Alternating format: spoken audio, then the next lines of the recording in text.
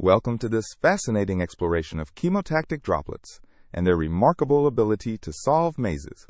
This is one of the most intriguing experiments demonstrating how simple chemical systems can exhibit complex, seemingly intelligent behavior.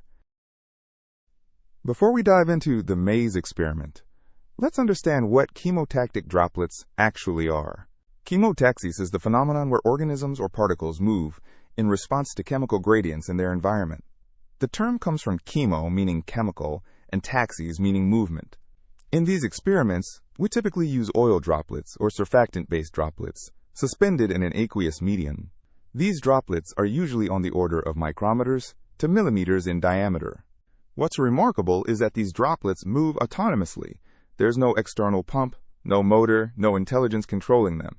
They move purely based on local chemical interactions. Now let's examine the classic maze-solving experiment that has captivated researchers in chemistry, physics, and artificial intelligence. Here's a schematic of the maze setup. We have a two-dimensional maze with walls made of hydrophobic material. The start position contains our chemotactic droplet, and the goal position contains an attractant chemical. The attractant, often a salt solution or surfactant, diffuses through the aqueous medium filling the maze. This creates a concentration gradient from high at the goal to low at the start. Now you might be asking yourself, how can a simple droplet with no nervous system, no sensors, no computational power possibly navigate through a complex maze? The answer lies in a beautiful physical principle: gradients in interfacial tension. When the droplet encounters the chemical gradient, different parts of its surface experience different interfacial tensions. Imagine the droplet sitting in a chemical gradient. The side facing higher attractant concentration experiences reduced interfacial tension. The opposite side has higher interfacial tension. This imbalance creates a force that propels the droplet toward the attractant. Mathematically, we can express this as gamma equals gamma 0 minus beta c, where gamma is the interfacial tension, gamma 0 is the baseline tension, c is the attractant concentration, and beta is a constant describing how strongly the attractant affects tension. This phenomenon is called the Marangoni effect. The interfacial tension gradient drives fluid flow along the droplet surface, which in turn propels the entire droplet forward. Let's walk through how researchers actually perform this experiment in the laboratory. First, the maze structure is fabricated, typically using polydimethylsiloxane, or PDMS, through soft lithography techniques. Alternatively, glass channels can be etched. The channel depth is usually around 100 micrometers to 1 millimeter. The maze is filled with an aqueous solution that serves as the medium through which chemicals can diffuse and droplets can move. An attractant solution, such as sodium chloride or a specific surfactant, is carefully placed at the goal position. Researchers must wait for the concentration gradient to establish through diffusion.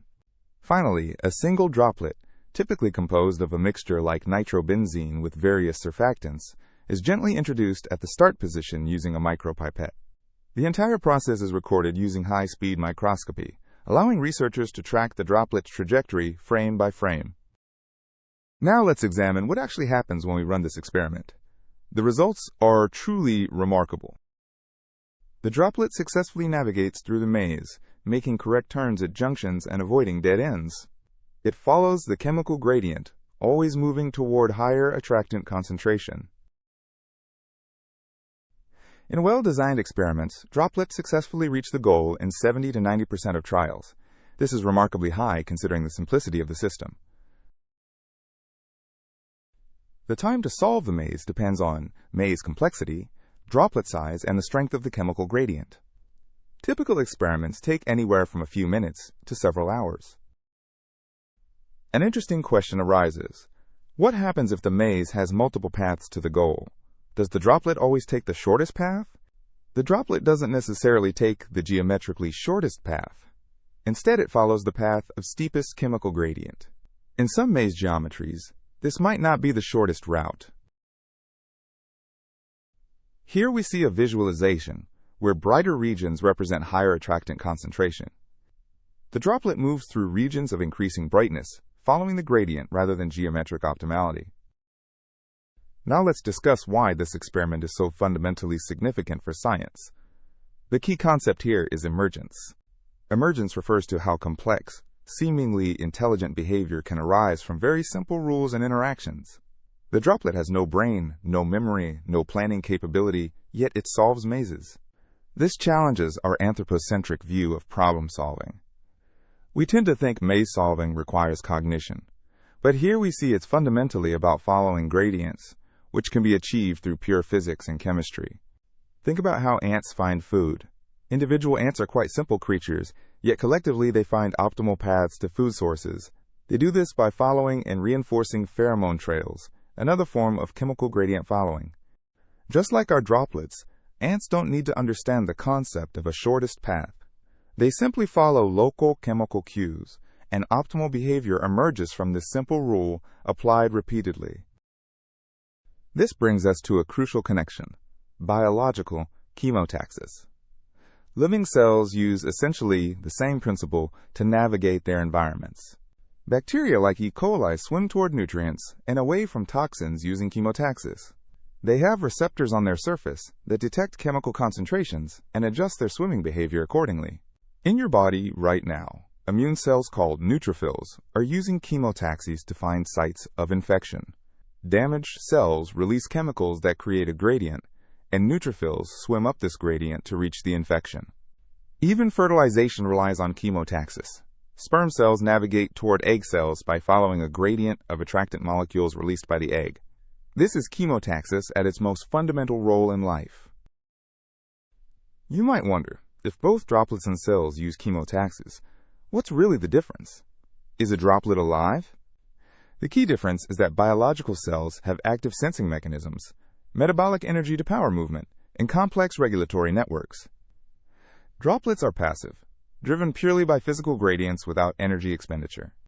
However, the underlying principle is remarkably similar. Both systems convert chemical information in the environment into directed motion. This suggests that chemotaxis is a fundamental physical principle that life has exploited. To truly understand these systems, we need mathematical tools. The behavior of chemotactic droplets can be modeled using reaction diffusion equations. The attractant concentration C evolves according to this partial differential equation. The first term on the right, d nabla squared C, represents diffusion.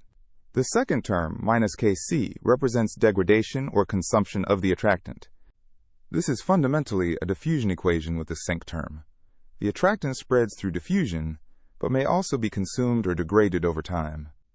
The droplet velocity v is proportional to the gradient of concentration. Here, chi is a chemotactic sensitivity coefficient.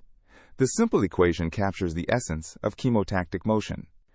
Remarkably, these relatively simple equations can predict droplet trajectories with good accuracy. Researchers can simulate maze solving computationally before running experiments. Now let's explore the exciting practical applications of this research. One major area is microfluidics. Imagine lab-on-a-chip devices, where chemical droplets autonomously deliver reagents to specific locations without pumps or valves. The device geometry and chemical gradients program the delivery routes. In this schematic, different reaction chambers A, B, C, and D require specific reagents. Droplets carrying these reagents autonomously navigate to their destinations based on pre-programmed chemical gradients. Another fascinating application is in environmental remediation. Imagine releasing chemotactic droplets that contain pollutant-degrading bacteria or catalysts. These droplets would autonomously navigate toward pollution hotspots, attracted by the pollutants themselves. This represents a self-organizing response to contamination. Instead of needing detailed maps and targeted treatment, you release droplets that find and address problems autonomously. Soft robotics is another area where this research has profound implications. These experiments demonstrate computation performed by materials themselves, without silicon chips, without wires, without batteries. The material's response to chemical gradients is itself a form of computation. Future solved robots might navigate complex environments using chemical sensing rather than cameras and LiDAR. In certain scenarios, like navigating through rubble or biological tissue, chemical sensing could be superior.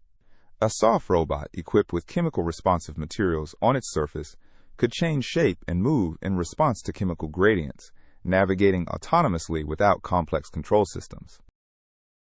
Perhaps the most exciting medical application is targeted drug delivery. Imagine injecting chemotactic droplets loaded with drugs into the bloodstream.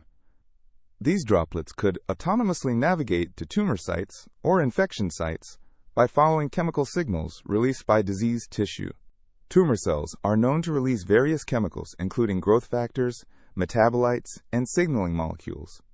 These create a chemical signature that could potentially guide therapeutic droplets.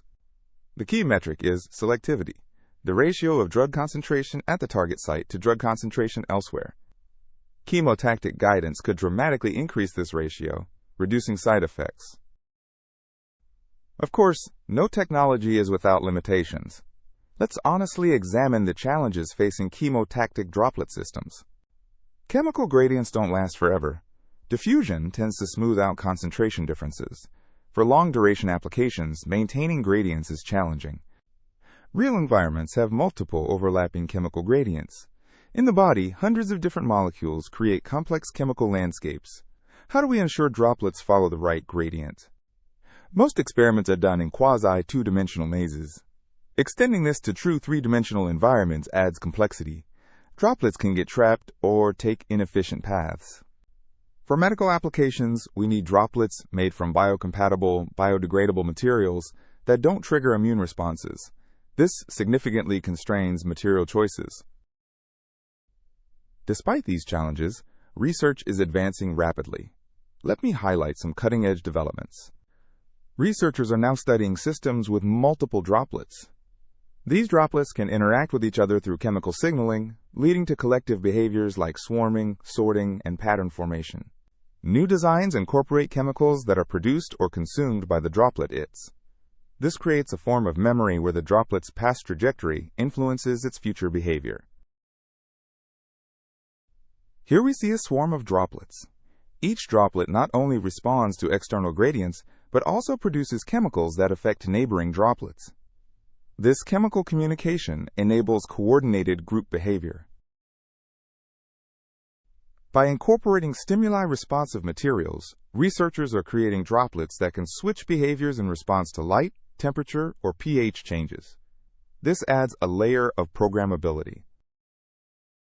Before we conclude, I want to touch on some deeper philosophical implications of this research. These droplets exhibit behavior we typically associate with life: autonomous movement, environmental sensing, goal-directed behavior. Yet they're clearly not alive. This forces us to reconsider where we draw the line between living and non-living systems. We see problem-solving without cognition, navigation without neural processing. This suggests intelligence might be better understood as a spectrum of capabilities rather than a binary property requiring a brain. Some might worry, if a simple droplet can solve mazes, does that diminish human intelligence? Does it make our cognitive abilities less special? Not at all. Instead, it reveals that intelligence is multifaceted. Maze solving is one tiny aspect. Human intelligence encompasses abstract reasoning, creativity, consciousness, social intelligence, and much more that droplets cannot approach. Let me summarize the key points from this lecture. Chemotactic droplets successfully navigate mazes by following chemical concentration gradients, using interfacial tension differences to generate motion. The experiment beautifully demonstrates emergence, how complex, seemingly intelligent behavior arises from simple physical and chemical principles without any central control. Potential applications range from autonomous microfluidic devices and environmental remediation to targeted drug delivery and material-based computation in soft robotics. Key challenges include maintaining chemical gradients over time, managing complex multigradient environments, and developing biocompatible materials for medical applications. This research sits at the intersection of chemistry, physics, biology, and engineering, exemplifying how modern science increasingly requires interdisciplinary thinking. As we look to the future, chemotactic droplet research promises to reshape our approach to autonomous systems. By learning from nature's billion-year-old solutions to navigation and control, we're developing technologies that are simpler, more robust, and more energy efficient than traditional approaches. The humble droplet solving a maze isn't just a laboratory curiosity. It's a window into fundamental principles that could transform medicine, robotics, and our understanding of life. Thank you for joining me on this journey into the fascinating world of chemotactic droplets.